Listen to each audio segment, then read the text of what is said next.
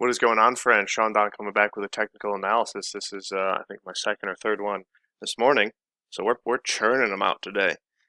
Here we have Logan Martin getting after it in the gray skies. But I just want to let you guys know if you're interested in a technical analysis of your own, go to www.gripandrip.co and sign up. It's just $20. Now's the time to sign up. Okay, don't wait. Don't wait until it's like the week before your championship meet and you're like, I have this problem. I don't know how to fix it. Because, I mean, I'm still going to help you out then. But it's going to be way easier to fix your problems if you sign up now, and then you're going to throw farther in a month or two when it matters, at your conference meet, at your championship meet, whatever it might be. So now is the time to sign up. Don't delay. All right? It's not just a marketing tactic. This is me being like, I just want to help you guys out, help you throw farther. So, like, sign up now so that way you throw farther later on. So, www.gripandrip.co. All right? Now, let's get into it. Logan Martin, throwing the hammer. Boom. Looks like a nice chilly day out there. Okay, I like that. Pretty chill. I'm seeing a common pattern here. Maybe this is just like an American thing. Maybe it's an inexperienced thing. Maybe it's just a me actually understanding how to throw a hammer, finally, sort of thing. Very good patience. Looks like the hips are working very well. I like that so much. But the left shoulder seems to be the theme of the day today. So, let's break it down. Lines look cool, nice and chill, super long and relaxed, super flowy, which is I love that.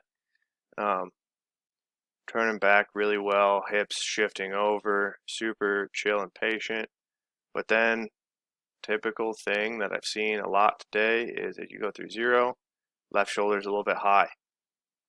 Okay. And then you're turning well.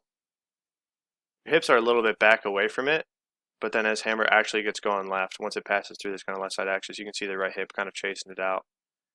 Right leg's a little bit low to the ground here. Not a huge deal though. Like, I'm not going to say you need to go up over this left calf because I think you're so long around the left side that you have plenty of time to catch, and you catch plenty early, just after 180-ish.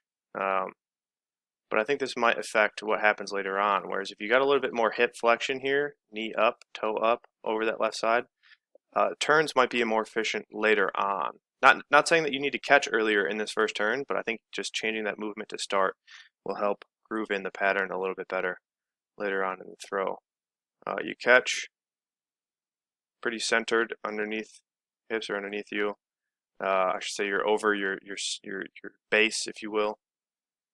And then you do a good job of countering backwards. So you catch, you're patient.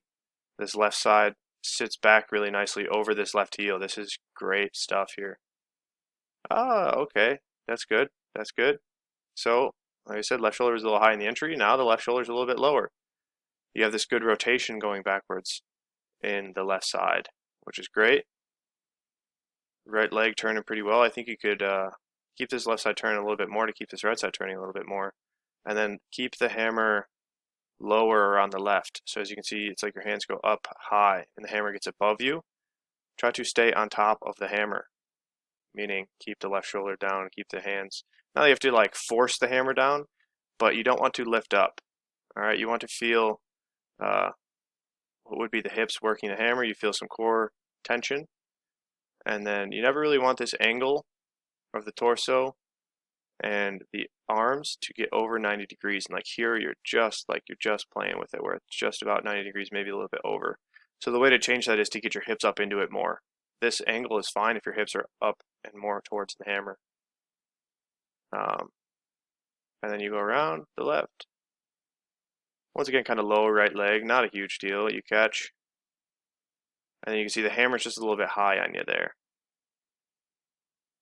You settle down. You're back over this left side really nicely. That right hip is underneath you really nicely.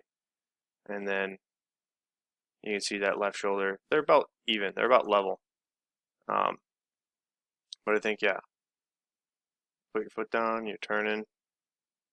Decent position here. You can see a little bit of breakage in the right leg.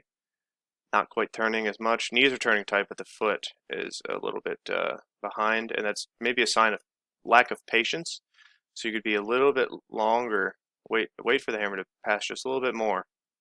and then do everything you normally do. I think you actually, yeah, since you aren't quite patient enough, you don't have quite the right direction with this left side. You're getting pulled around the left just a little bit, but then you see, I like this, left shoulder down more. Kind of, it looks like you do watch some Sergey Litvinov Sr. for sure, but then you see your hips get up into it. You get this left shoulder down, you get this tilt a little bit, you get the hips a little tilted. But then same thing, you kind of let the hammer get a little bit too high on you. Hands are up above the head. You got this tilt, and then you catch. Hands are up. Like I said, you want to kind of try to think about staying on top of the hammer. So don't let these shoulders rise up in the later turns. That creates some turbulence and throws things off a little bit. You can see even looks like your shoulders are kind of shrugged up a little bit here. You see it's up by like your shoulders are up by your cheeks. You gotta keep your shoulders down, maybe feel a little bit of lat tension. Like I said, if you can feel the hips really connected here, it'll help you keep that core pressure, core tension, and feel the lats pull down and secure those shoulders a little bit more. And then left heel comes down, and you can see it just looks like a little tight here, you know? And then left heel comes down, turning, turning. And then you don't quite have enough tension backwards against the hammer. Same thing, you're getting kind of pulled around the left again. And then catch. Sneaky square up, but then you see tight shoulders up again. Looks like your shoulders are shrugged up towards the ears. Got to stay down, long, and relaxed. Make sure the hips are underneath you. And then even as you come through in the finish, it looks a little tight, but pretty solid. Yeah, so I like a lot of parts of your throw, Logan, for sure.